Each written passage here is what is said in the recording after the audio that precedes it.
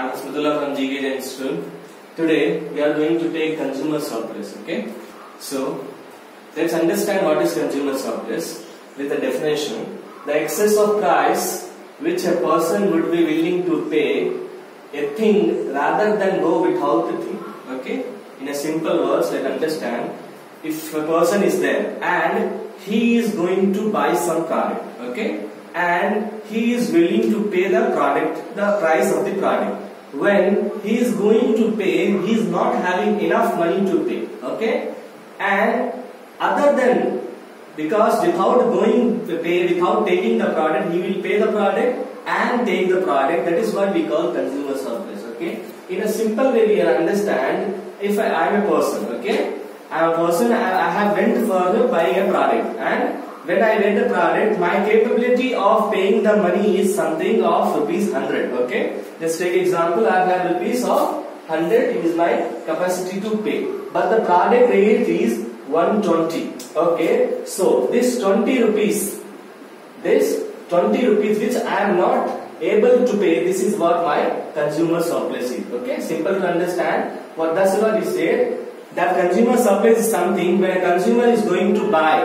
going to purchase something, and instead of coming back without the product, he will pay the amount. This amount he will pay. This 20 rupees he did not pay. This is what the consumer surplus is. Simple to understand. It is nothing but the difference between total amount consumed, the total amount of consumer willing to pay and what he actually pays. So the difference is, what is the difference? Simple to understand. The difference between what the consumer is willing to pay and what he actually pays. Okay, this is what the difference is. Okay, with the simple definition, with the simple formula, let's understand. Consumer surplus is equal to what ready to pay and actual pay. See, what ready to pay and what actual pay. For example, I am a person, what I am actually ready to pay. I am ready to pay only 100 rupees, and but the actually how much I paid? 80 rupees. So this is what actually he pays and what's actually, that is what the consumer surplus is. Okay, so in simple terms, I am a person, I went to market and I go to purchase something. I am willing to purchase something. The product rate is 120. Product rate is 120, and I have only potential to pay the 100 rupees. This balance 20 rupees. This balance 20 rupees will be called as a consumer surplus. What is it? Potential price minus actual price. The balance amount is known as consumer surplus. Okay. Let's understand with the figures and graphs so that easily we can understand. So we have taken one figure, quantity, willing to pay, actual pay, and consumer surplus. Okay, we have taken a total 5 quantity. And quantity of, like we can say, like we have taken orange.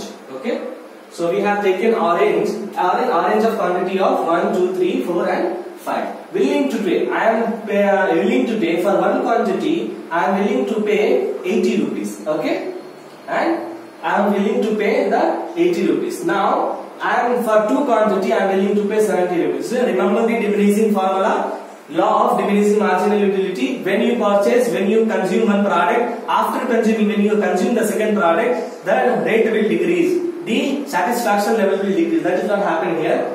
80, 70, 60, 50, 40. It gets decreasing. So for one quantity, I have paid. I am willing to pay 80. For 2, I am willing to pay 70. For 3, I am willing to pay 60. For 4, I am willing to pay 50. For 5, I am willing to pay 40. And the actual product, the actual price of the orange is 20, 20, 20, 20, 20. As we know, the law of demand, the law of marginal utility is always fixed. The price will be always remain constant. So the price is 20. Now, as the formula, actual pay minus what? Now, willing to pay minus actual pay. So this is what he is willing to pay. This is 80. Actually, how much he paid? 20. So 80 minus 20, 60. 70 minus 20, 50. 60 minus 20, 40. 50 minus 20, 30. 40 minus 20, 20. Okay? So easily we understand. We taken the example for orange. We took in 5 quantity. Willing to pay amount. It gets diminishing because it's a formula. How? Because after you consume something, the level for that keep on decreasing. Actual amount pays is 20, and when you minus,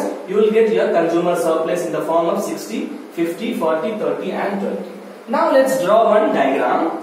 First we have drawn the quantity demanded. Quantity demanded, this one. 1, 2, 3, 4, 5 we have done. Okay, X. In the Y we will write a price. How much the price? 10, 20, 30, 40, 50, 60 we have written. Okay. Now for one quantity my consumer surplus is 60. So for 1 I have put in 60 here. Right? For 2 it's 50. For 2, 50. For 3, 40. 3, 40. For 4 it's 30. For 4 it's 30.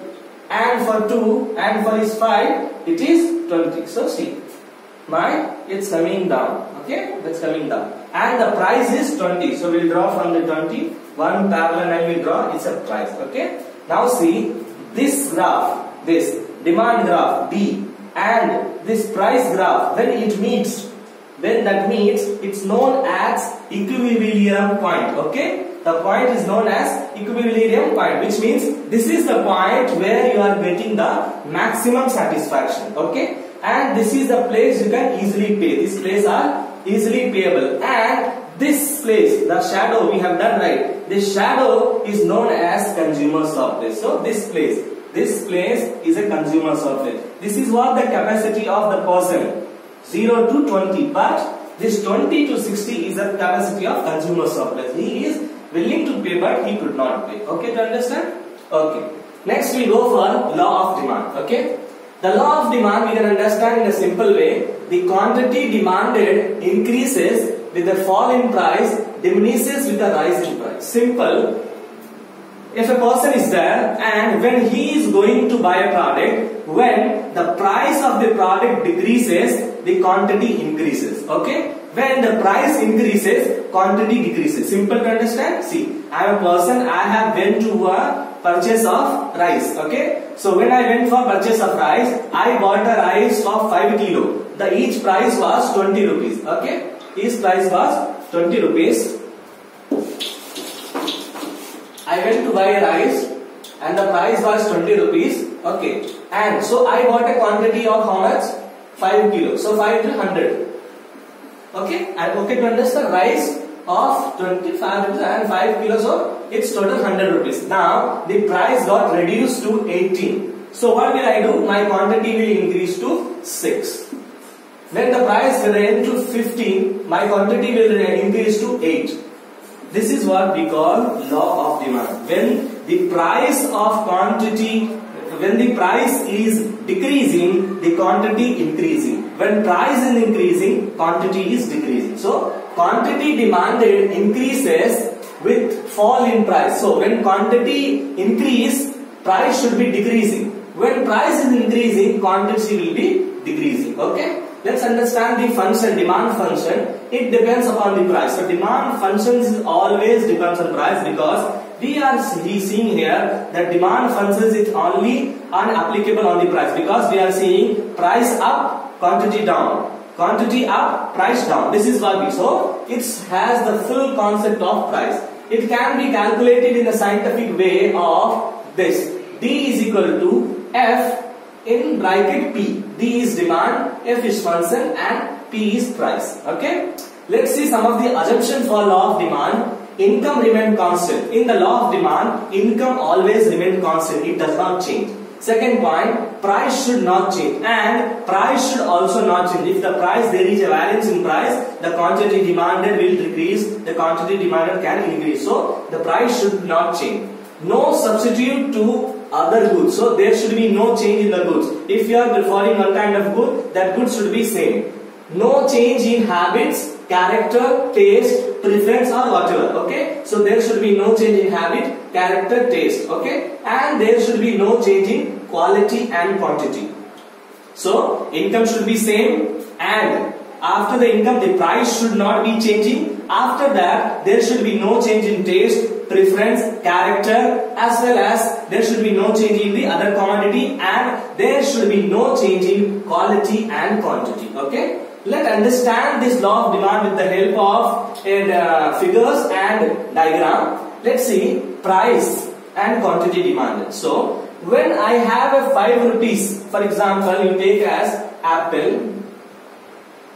So when the apple was 5 rupees, I have took only one item. So the quantity demand for me was only one. When the price of apple decreases to 4, I have increases my demand to 2. When the prices fall to 3, I increases my demand to 3. When prices falls to 2, I increases my demand to 4. When the prices went to the lowest at 1, my demand went for the highest 5. So see, when the price is highest, demand is low. When the price is low, demand is high. This is what the law of demand. When the prices rises, demand very goes rise. So the price was very rise, demand is very low. Right?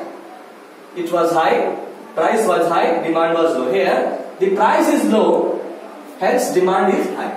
Okay? Price is low, demand is high. So now understand with the help of graph, we have drawn x-axis, y-axis, quantity, demand and price. So for one quantity, we have how much demand? Of price 5. For two quantity, we have 4. 3 quantity, we have 3. And 4 we have 2. For 5 we have 1. Okay? This is what our demand curve. So this is what we understand. When the price is high, quantity is very low. See here, price is at 5, quantity is 1. See, when the price is at 1, quantity is 5. Okay? This is what the easy way to understand. When the law of demand in a simple way, price ups, quantity downs. Quantity ups, price should be down. Okay? Let's see some of the characteristics of law of demand: price, time and market. So as we already tell that the law of demand fully focused on price. So there should be a price, then only the law of demand can be calculated. Time, and it should be over a period of time, whether it's in a day wise, in a weekly wise, in a monthly wise, in a yearly wise. So this detail should be given. And the market, and there should be a market, and in the market there should be a buyer, there should be a supplier, there should be a buyer, there should be a seller. When they are fulfilling the aspect of these, then the market of, then the law of demand can be fully done. Easy. Once again I am saying, the law of demand is nothing but when there is an increase in price, quantity decreases. When there is a quantity increases, the price decreases. Thank you.